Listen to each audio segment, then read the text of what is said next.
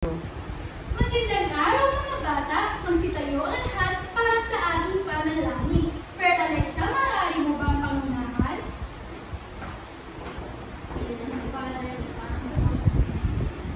Okay. Bago kayo magsinupo, ay maaari bang pakipulot muna ang mga basura sa inyong mga lugar? Tapos na po, teacher! Magandang araw mga bata! Kamusta ang bawat isa? Mabuti naman po, teacher. Mabuti naman kung ganun, maaari na kayong umupo. Salamat po, teacher. Ngayon mga bata, titignan muna ni teacher kung sino ang umibang sa araw nito. Itaas niyo lamang ang inyong kamay kung at sasabihin na ito po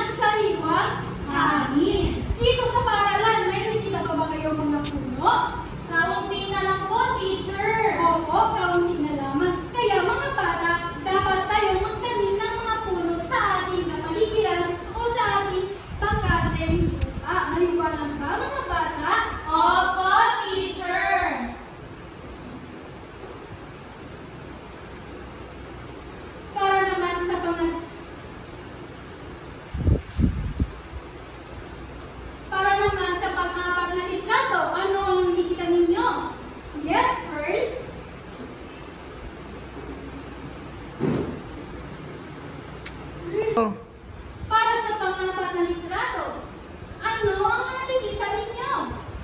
Yes, Pearl? Paggamit po ng dinamita po, teacher. Tama! Ang paggamit pa ng dinamita sa ating gagat ay matalinong pangangasiwa ng ating likas na yaman. Yes, Marjorie? Hindi po, teacher, kasi nakakasira po ito ng mga bahay ng isda tulad ng coral reefs. Tama! Ang paggamit ng dinamita ay nakakasira ng ating kalikasan tulad na lamang na coral reefs sa loob ng dagat at wala nang matitirahan pa ang mga isda. Ang mga tatay niyo ba ay isang mangingisda? Opo, teacher. Tama!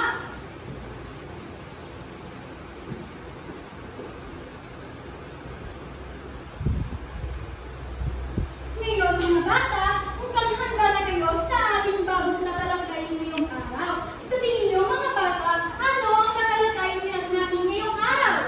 Yes, Pearl? Ang tamang pangangasiwa, teacher, at di tamang pangangasiwa, teacher. Tama! Ang tatalakayin natin ngayong araw ay ang matalino at di matalinong pangangasiwa ng likas na yaman sa ating bansa.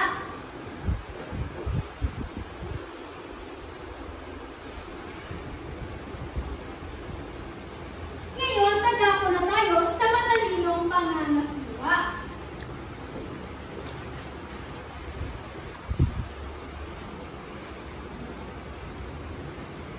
Pearl Alexa, maaari mo bang basahin?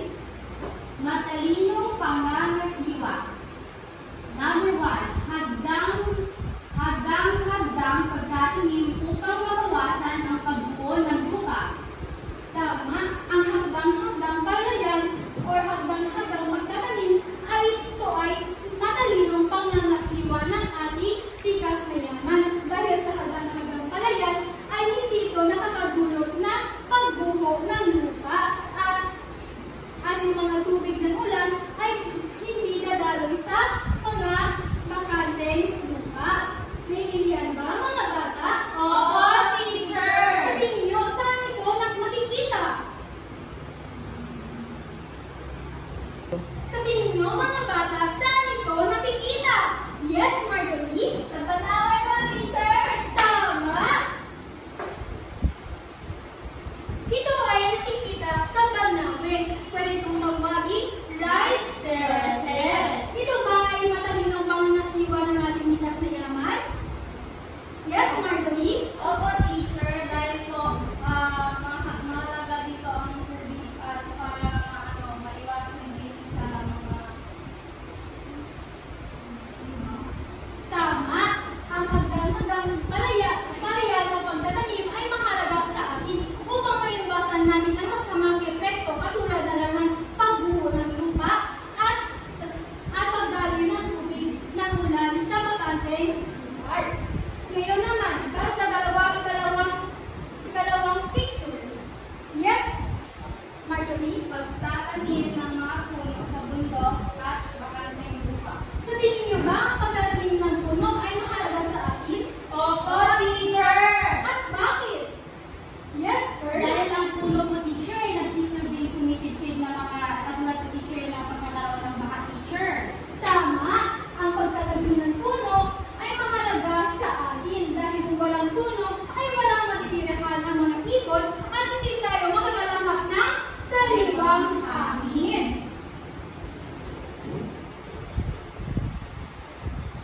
Para naman sa ikalingatlong matalinong pangangasiwa.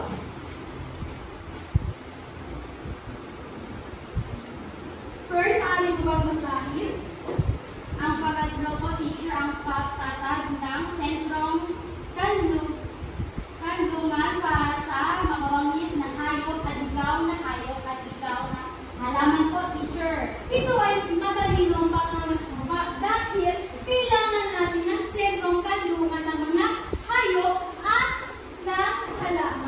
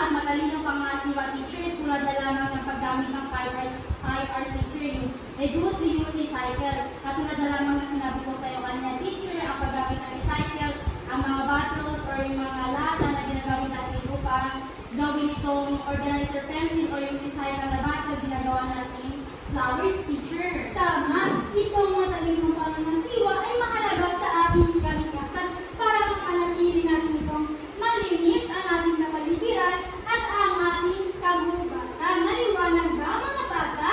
Opo, teacher! Naiintindihan ba? Opo, teacher!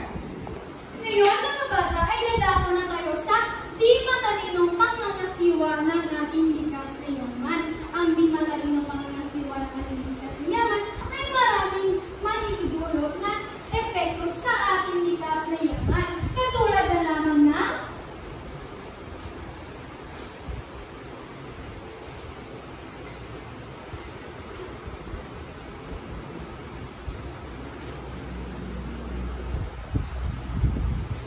Marjorie, maaari mo bang basahin?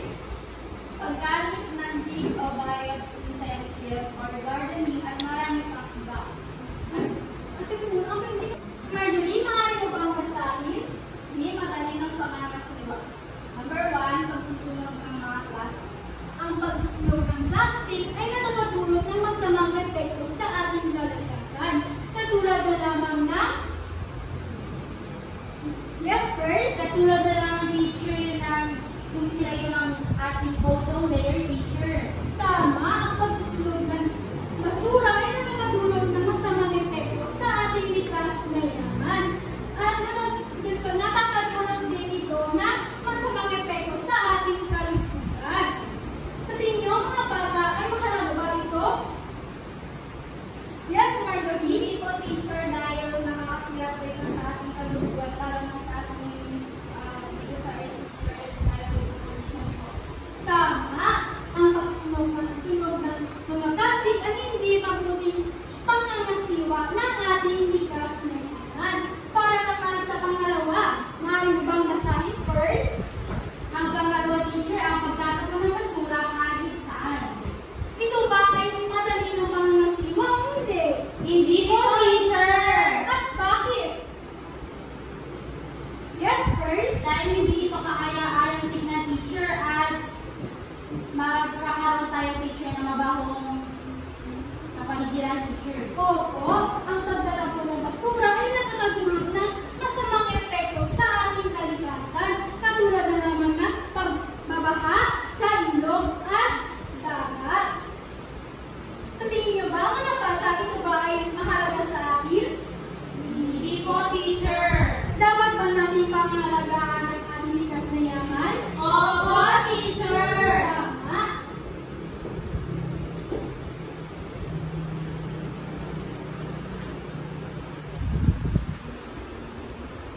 Para naman sa ikatlo, maaari niyo bang basahin lahat? Paggamit ng dinamita o anumang pagpasabog sa panguhuli ng isda. Opo, ang paggamit ng dinamita o anumang pagkasabog sa paghuhuli ng isda ay masama ito sa ating kalikasan dahil maaari ito makadulot ng pagpapatay ng mga isda sa tubig at nakakasira din ito ng mga shelters ng mga isda. Sa tingin niyo ba, mga bata, mahalaga ba ito? Hindi po, teacher! At bakit? Yes, Marjorie?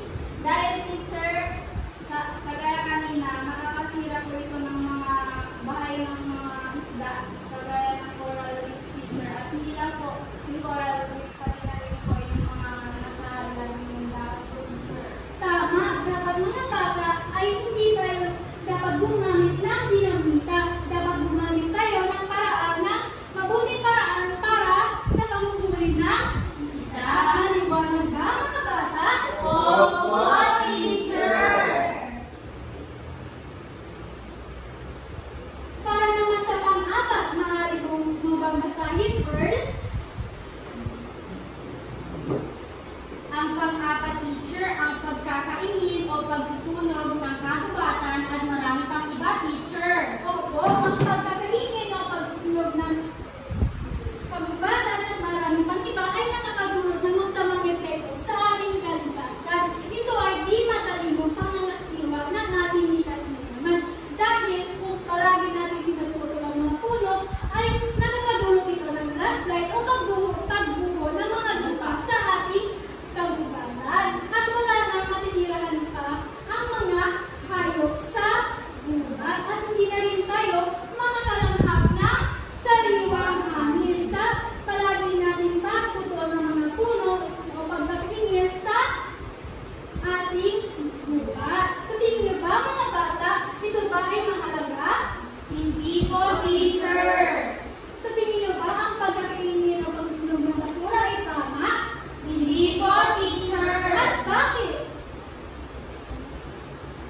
Wait lang. Start. Sa tingin niyo ba, ito ba ay mahalaga sa atin? Hindi po, teacher! At bakit? Yes, Bert? Dahil teacher, ang pagkakainin o pagsusunog ng mga kahoy sa kagubatan ko, teacher, ay nagdudulot ko, teacher, ng mga landslide o pagbuo ng lupa, teacher. Opo, ang pagkakainin ng pagsusunog ng kagubatan ay maaaring makaapekto sa ating tikas na yaman. Naiintindihan niyo ba, mga bata? Opo, teacher! Ano ang mga di matalinong pangangasiwa? Yes, Bert? Ang mga di matalinong pangangasiwa, teacher, ang pagsulog ng mga plastic, pagtatapon ng mga basura kahit saan, paggamit ng dinamita o anumang pagsabog sa panghuli ng isda, at ang panghuli, teacher, ang pagkakainit o pagsunog ng mga puno sa kagubatan at mga ipag-iba, teacher. Ano kaya ang magiging tama? Ano kaya ang magiging madudulot nito sa ating kalikasan?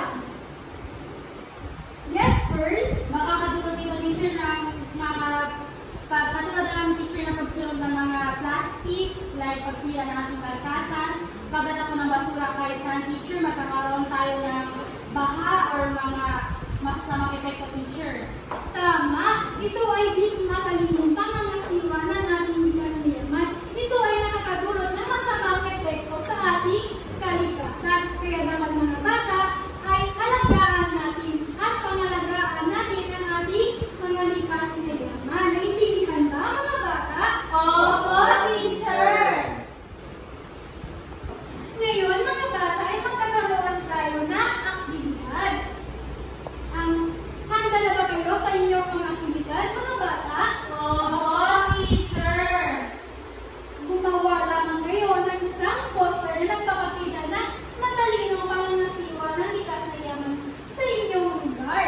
At sumulat ng maikling pangungusap tungkol dito. Maliwanag ba, mga bata? Opo, teacher! Naalala niyo pa ba ang mga pangkat? Opo, teacher! Para sa pangkat 1, pangkat 2. Maaari na kayo magsimula, mga bata.